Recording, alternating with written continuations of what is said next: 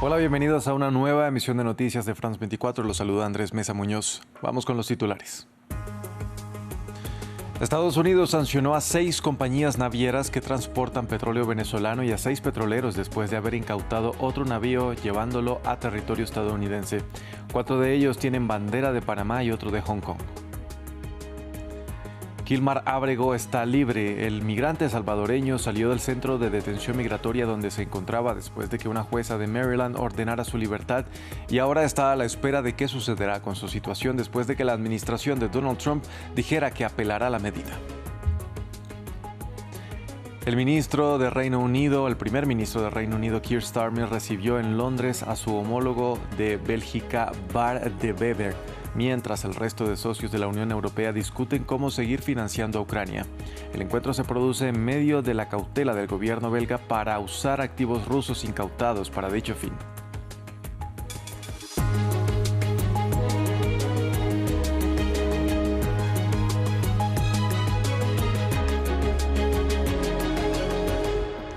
Vamos a iniciar en Venezuela. Washington anunció nuevas sanciones contra 3 familiares de Nicolás Maduro y contra 6 navieras que transportan petróleo venezolano, solo 2 días después de incautar un petrolero de Caracas en el Caribe que, según la Casa Blanca, va en dirección a Houston. Mientras, la empresa estadounidense Chevron sigue operando en Venezuela conjuntamente con PDVSA y el país caribeño aumentó en noviembre levemente su exportación de petróleo, que tiene como destino principal China, aunque también Estados Unidos, donde además en el Congreso no hay consenso sobre implicar al ejército en un ataque directo contra Venezuela.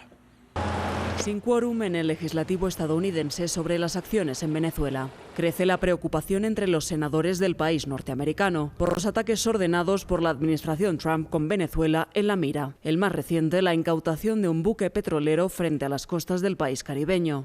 La secretaria de Seguridad Nacional afirmó que fue, textualmente, un golpe al régimen, pero entre los congresistas hay otras opiniones. El presidente está intentando meternos en una guerra. Tiene que recordar que solo el Congreso puede declarar la guerra. ¿Y cuál es el objetivo de esta guerra? Parece que quiere el petróleo. ¿Quiere detenerlo? No sabemos qué es lo que quiere. Lo que estamos haciendo es detener el tráfico de drogas. No es contra Venezuela. Maduro no es el líder legítimamente elegido de Venezuela. Robó las elecciones. En medio de la presión y con las nuevas sanciones desde Washington contra 6 petroleros y 3 de sus sobrinos, Maduro denunció un acto de piratería. Hicieron un acto absolutamente criminal e ilegal cuando procedieron a un asalto militar, secuestro y robo como piratas del Caribe a una nave mercantil, comercial, civil, privada.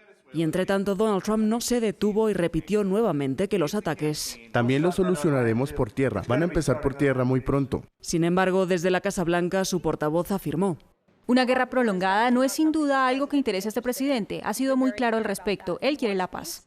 Un fino equilibrio de fuerzas de política interna, mientras la gran mayoría de los estadounidenses rechaza entrar en guerra contra Venezuela y la precampaña de las elecciones de medio término está en marcha. La opositora venezolana María Corina Machado avanza en su gira por Noruega. La Premio Nobel de la Paz fue recibida este viernes por la familia real del país, donde llegó este miércoles tras escapar de territorio venezolano con ayuda estadounidense. Una huida de la que poco a poco se van conociendo más detalles. La opositora señaló que temió por su vida durante el camino, que implicó una salida en lancha hacia la isla de Curazao. En Estados Unidos, el migrante salvadoreño Kilmar Ábrego García salió del centro de detención migratoria del ICE, donde se encontraba retenido, luego de que una jueza ordenara su libertad alegando que su detención carecía de autoridad legal. La magistrada también prohibió temporalmente que se le vuelva a detener y mientras se esperan acciones del gobierno de Donald Trump, que anunció que impugnará la medida. A su salida, Kilmar dijo que seguirá luchando contra las injusticias.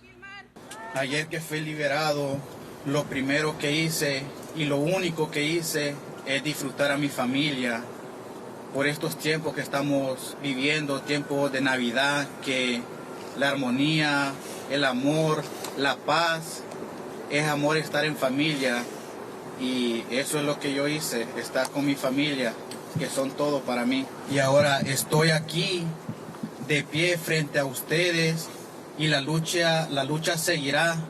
Yo seguiré de pie no le bajaré la cabeza a nadie, siempre estaré de pie sobre todas las injusticias que ha hecho este gobierno.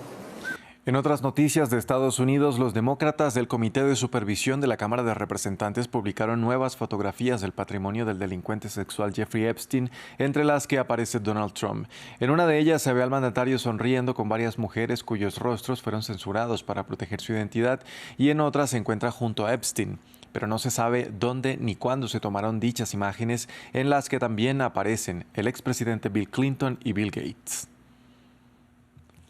Vamos ahora a la Franja de Gaza. Desde este miércoles por la noche, la tormenta Byron afecta al territorio palestino, provocando fuertes inundaciones que dejan al menos 12 personas muertas o desaparecidas, según autoridades del enclave. Al menos 3 edificios colapsaron y 27.000 tiendas de campaña fueron inundadas. Los detalles en el informe de Maxime Pluviné. En una franja destruida por 2 años de guerra, los cientos de miles de desplazados gazatíes se enfrentan ahora a las inundaciones causadas por la tormenta Byron, que azota el territorio palestino desde el miércoles. Las noches han sido difíciles para Gaza y ya habíamos advertido que este clima iba a ser muy duro para los ciudadanos de la Franja de Gaza. Una tienda de campaña no puede albergar por completo a una familia. Hacemos un llamado a todos los países para que retiren los escombros y reconstruyan la Franja de Gaza. Autoridades del enclave compartieron que decenas de miles de tiendas de campaña fueron inundadas.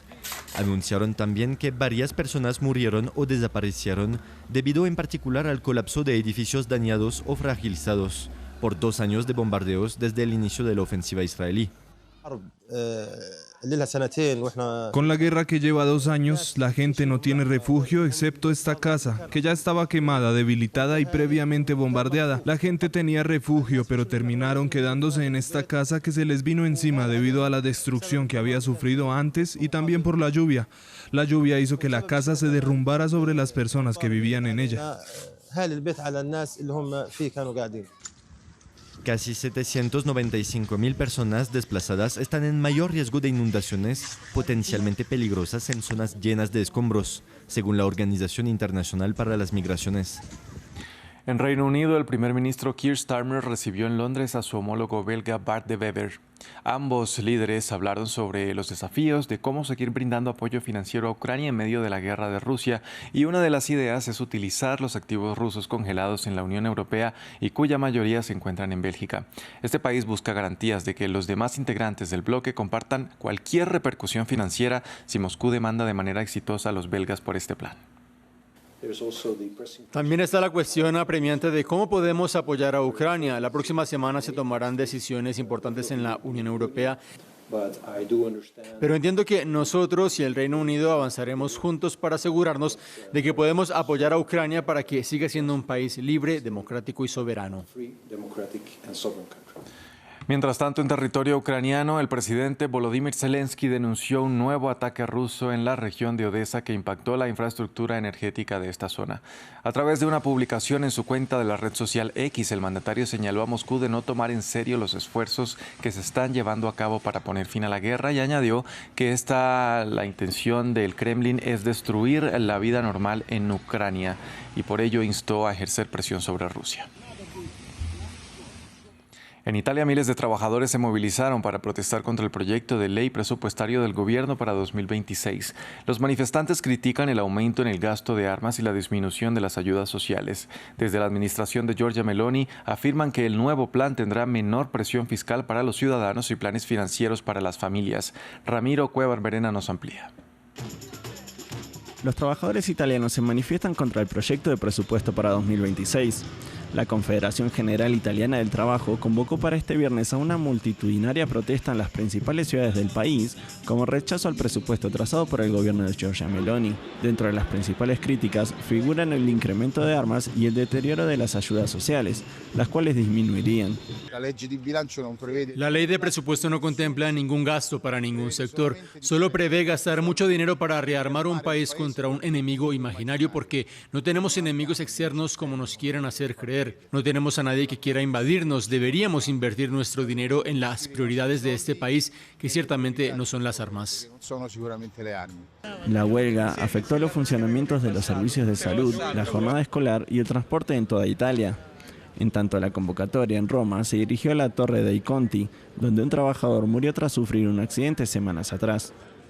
Los trabajadores seguirán protestando porque quieren cambiar este país. Quieren vivir en un país donde sus salarios les alcancen para cubrir sus necesidades, pero sobre todo quieren poder salir por la mañana y volver a casa por la noche, porque hay que detener la masacre en el trabajo. En contrapartida, Meloni, quien criticó la movilización, defendió el proyecto presupuestario, argumentando que habrá alivio en la presión fiscal para los ciudadanos y más ayuda financiera para las familias. Este domingo los chilenos votarán para elegir al sucesor del presidente Gabriel Boric. Uno de los temas pendientes es el déficit habitacional de casi 500.000 de viviendas, según datos oficiales de 2024. Ante esta situación, unas 400.000 personas vieron como única alternativa vivir en asentamientos irregulares. Un reportaje de nuestro corresponsal en Chile, Alberto Peña. Falta de viviendas, alquileres desorbitados y sueldos bajos llevan a muchas personas en Chile a vivir en asentamientos irregulares. Marisol recorre a diario las calles sin pavimento de la megatoma de San Antonio, la más grande del país. Fue de las primeras en ocupar un espacio en este terreno privado en 2019. Aquí no había agua, no había luz, teníamos baños en seco cuando llegamos y el Estado nunca se hizo presente porque el Estado siempre decían que ellos no podían meterse a una toma. Levantó su casa con maderas y latas y se conectó de manera irregular a los servicios de agua y luz estatales. Yo sé que estábamos mal, a lo mejor es lo que estábamos haciendo, pero era una necesidad de vivienda en la cual no habían resoluciones de vivienda en este gobierno. Como Marisol, Abigail Osandón, aquejada de varias enfermedades y con pensión por invalidez ínfima, no tuvo más opción que ocupar un terreno. Tengo una pensión de 220 y tantos mil pesos. ¿Y dónde me voy? ¿Cómo lo hago? De hecho, el único no me alcanza para pagar un arriendo. Entonces, aquí estoy bien, estoy en el paraíso. Unas 11.000 personas, entre ellas 3.000 menores, habitan este enorme campamento de 215 hectáreas. Se organizaron en cooperativas y una federación para coordinar cada aspecto del lugar. La organización aquí es súper importante y sobre todo desde dentro, más que con el ministerio o con el mismo Estado o el gobierno. Entendemos que todo esto tiene procesos y que van dentro del marco de la ley. Y al organizarnos dentro de esto, nosotros podemos llegar al punto de conseguir nuestra vivienda, que es lo que nos trajo para acá. Por el momento han conseguido paralizar un desalojo masivo y que el gobierno expropie la mitad de los terrenos. Media Toma será desalojada y los vecinos de esa zona se reubicarán en la expropiada, consiguiendo por fin regularizar sus viviendas. En Bolivia, este viernes, el expresidente Luis Arce comparece ante un juez que debe decidir si decreta prisión preventiva para el exmandatario durante 3 meses, tal y como lo solicita la Fiscalía, esgrimiendo que existe riesgo de fuga. Este miércoles, el exjefe de Estado fue detenido y arrestado acusado de corrupción en el Fondo de Desarrollo Indígena cuando era ministro de Economía de Evo Morales, un proceso que su formación denuncia como una persecución política.